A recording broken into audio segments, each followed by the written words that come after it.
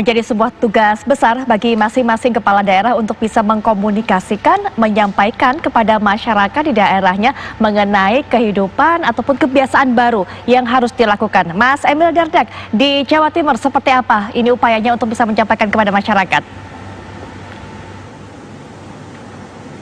Ada dua zona, ya, dua wilayah yang telah selesai menerapkan PSBB dan menerapkan apa yang disebut sebagai transisi menuju new normal. Ada daerah lain juga yang tidak menerapkan PSBB dan mulai mewacanakan new normal. Nah, kata kuncinya memang adalah dibukanya kembali kegiatan-kegiatan yang tadinya tidak diperkenankan. Semisal sudah diperkenankan kembali makan di tempat untuk rumah makan, kemudian mungkin di beberapa tempat malah sudah mulai mengoperasikan kendaraan roda 2 dengan mengangkut penumpang, begitu ya. Nah, ini tantangan kita memang ada satu, kalau khususnya untuk yang PSBB, itu karena status PSBB-nya diberhentikan, tentunya ada kekhawatiran salah memaknai, dipikir bahwa ini adalah satu reward untuk kesuksesan, untuk keberhasilan mengatasi COVID. Padahal kita saat ini masih berjibaku dengan COVID gitu. Jadi sebenarnya saya menyampaikan bahwa seringkali misalnya begini, bahwa sekarang kita sudah punya metode lah seperti disampaikan oleh Pak Gubernur Jawa Tengah tadi, masker sudah bisa diproduksi dengan masker kain 3 lapis, kemudian juga hand sanitizer sudah bisa dicari di banyak tempat, wastafel banyak tersedia, asal kita disiplin sarananya udah ada hari ini. Beda dengan mungkin 2 bulan yang lalu pada saat kita masih kesulitan mencari alat pelindung diri, tenaga medis dan masyarakat berkompetisi rebutan masker medis. Nah, dengan situasi berbeda, maka hari ini ada ruang untuk kita mulai beraktivitas, tapi jangan disalahgunakan, jangan kemudian ada kebablasan mengartikan new normal. Nah, inilah pola-pola komunikasi ini kita lakukan, kayak tadi kami on air di radio yang banyak didengar anak muda. Banyak sekali sebenarnya minat dari generasi muda, penasaran apa itu new normal, apa yang boleh, apa yang tidak boleh. Dan kelihatannya banyak juga yang punya kepentingan sendiri, misalnya ada yang bilang, Pak, ini udah nggak sabar nih, tetangga mau hajatan ngundang sekampung. Nah, yang seperti itu masih terjadi. Kami kemudian meneruskan info itu ke bupati setempat. Jadi bahwa ada juga potensi kebablasan mengartikan new normal yang harus kita antisipasi di depan. Baik, terakhir Pak Ganjar, ini supaya masyarakat bisa agak longgar, agak lentur di kondisi seperti ini, di masa-masa adaptasi, tapi nggak kebablasan, Pak Ganjar. Iya, sebenarnya kalau kami membuat modeling ya, modelingnya umpama di mall, modelingnya ada di pasar, modelingnya ada, kami coba beberapa hari ini tempat pariwisata. Modeling ini kita dorong, kita videoin tahapan-tahapannya seperti apa, masing-masing kita dorong. Yuk, kamu buat semacam simulasinya. Nah, simulasi semacam ini kemudian ditampilkan, karena itu bagian dari sosialisasi.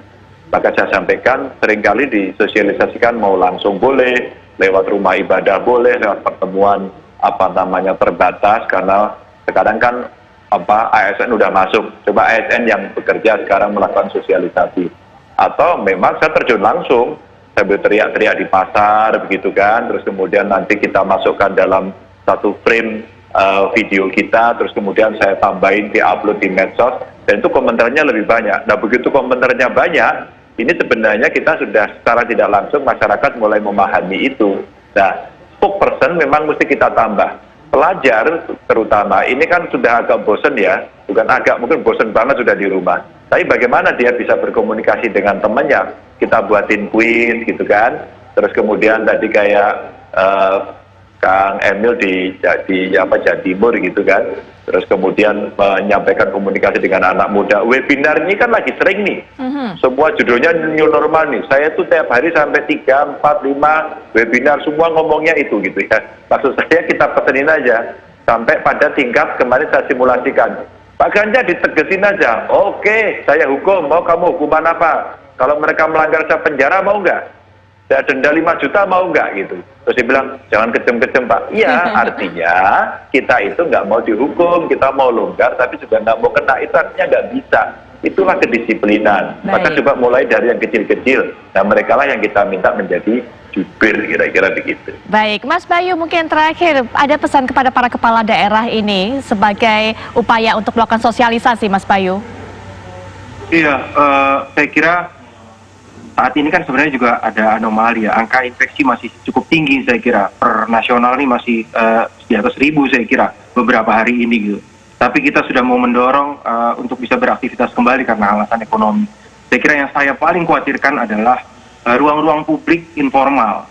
Kalau misalnya dia milik korporasi atau milik instansi pemerintah atau segala macam, itu penanggung jawabnya ada, dananya juga mungkin ada. Tapi ruang-ruang publik yang informal, di mana masyarakat bisa bertemu, kalau itu tidak dijadikan prioritas, saya kira bahayanya akan semakin besar. Jadi pesan saya tetap kepada bapak-bapak pemimpin kepala daerah, bagaimana ruang-ruang publik yang informal, seperti tadi ada pasar, warung makan kecil, gitu ya, atau toko-toko kecil, itu siapa yang kemudian bertanggung jawab, gitu? Siapa yang kemudian memfasilitasi mereka untuk bisa siap menghadapi aktivitas ekonomi yang di tengah infeksi yang masih penularan yang masih tinggi. Itu saja saya kira, Mbak. Baik, Mas Bayu, terima kasih sudah bergabung bersama kami. Terima kasih juga tadi himbauannya. Pak Ganjar Pranowo, terima kasih Pak, sukses dengan upaya untuk terus melakukan sosialisasi di Jawa Tengah dengan masyarakat. Semoga tumbuh masyarakat kedisiplinannya di sana. Mas Emil Dadak juga terima kasih untuk berkenan sudah berbagi informasi dengan kami di sini. Kita harapkan juga angka penularan di sana juga bisa ditekan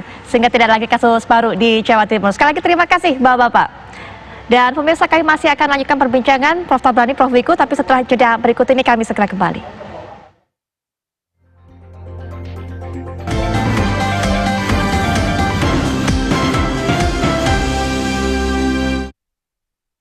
Kita kembali lanjutkan perbincangan pemirsa. Prof. Tabrani, kita sudah dengarkan apa yang disampaikan oleh Prof. Wiku, bagaimana upaya gugus tugas untuk menyampaikan komunikasi dengan segala tugasnya. Kita sudah mendengarkan dinamika apa yang terjadi di berbagai daerah-daerah. Artinya selama 3 bulan ini penanganan sudah dilakukan, gugus tugas, ada upaya-upaya juga untuk mensosialisasikan ini ke masyarakat. Cukup efektif nggak sih sebenarnya? Wah, mestinya ditanya gugus tugasnya efektif apa enggak? Kalau ukurannya cukup efektif gimana? Kalau efektif mestinya kan kasusnya kagak naik. Ini kan secara nasional masa di atas 1.000 nih seminggu, bukan tambah turun, grafiknya masih terus. Jangan-jangan Pak Wiku mesti review lagi nih. Tanya lagi pada dirinya, ini bener nggak nih komunikasi saya? Nah, apakah bahasa-bahasa yang dipakai udah dimengerti oleh masyarakat atau pakai bahasa awang-awang yang tidak dimengerti? Dan juga mungkin juga teknik-teknik penyampaiannya, koordinasi ke daerah mesti direview. Kalau enggak, saya khawatir dia naik terus nih kasusnya. Koordinasi antar daerah ini selama ini kalau kita dengar sebenarnya suka menjadi PR. Kadang-kadang kalau kita dengar dari para kepala daerah juga sering mempertanyakan kebijakan antara pusat dengan daerah. Nah, kalau di gugus tugas sendiri selama ini, Prof. Wiku, koordinasi dengan daerah, dengan kepala daerah maupun gugus tugas daerah, ada kendala seperti apa sih evaluasinya? Ya, sebenarnya komunikasi gugus tugas pusat dan gugus tugas daerah itu secara rutin dilakukan. Vikon dilakukan dengan pimpinan daerah, dengan gubernur, dengan bupati wali kota, dengan kepala dinas kesehatan seluruh Indonesia kita kumpulkan dan kita kasih arah dan seterusnya, dan mereka bisa memberikan masukan. Tetapi itu memang sepertinya kalau dilihat selama 3 bulan nggak cukup rupanya. Kasusnya memang naiknya kenapa? Ya memang testingnya naik, otomatis juga naik. Penularannya ya mungkin ada naik karena positivity rate-nya masih di atas 5%. Tetapi sebenarnya secara keseluruhan naiknya sedikit dari positivity rate-nya. Menunjukkan bahwa dengan naiknya pengetesan ya otomatis akan naik gitu ya. Tetapi yang penting sekarang adalah sekarang kita sudah harusnya nggak berbicara tentang rumah sakit, orang sakit, testing saja, tapi berkomunikasi dengan publik dengan lebih efektif.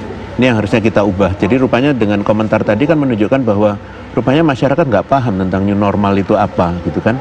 Disitulah letaknya kreativitas pimpinan daerah juga harus muncul. Karena mereka yang paling tahu. Kalau pusat kan nggak bisa tahu dengan seluruh dinamika yang ada di daerah. Nah, jadi tantangannya silahkan tantang kita, silahkan tantang daerah. Mari kita temukan cara berkomunikasi yang paling tepat dan kita ukur. Baik. Nah, daerah yang bisa berkompetisi mengkomunikasikannya dengan lebih baik, buktinya pasti minimal kasusnya berhenti atau turun. Ya, tidak naik atau turun. Mari kita minta saja ke seluruh daerah perubahan perilaku, suruh mencatat mereka. Baik. Karena kan harusnya perubahan perilakunya yang dicatat. Kalau perubahan perilakunya bagus, pasti kasusnya turun. Harusnya seperti idealnya ya? Nah, taruhannya pimpinan daerah harusnya begitu kan? Nah, mari kita berlomba untuk cari komunikasi terbaik. supaya saya nggak ditantang oleh Prof. Hasbullah seperti ini.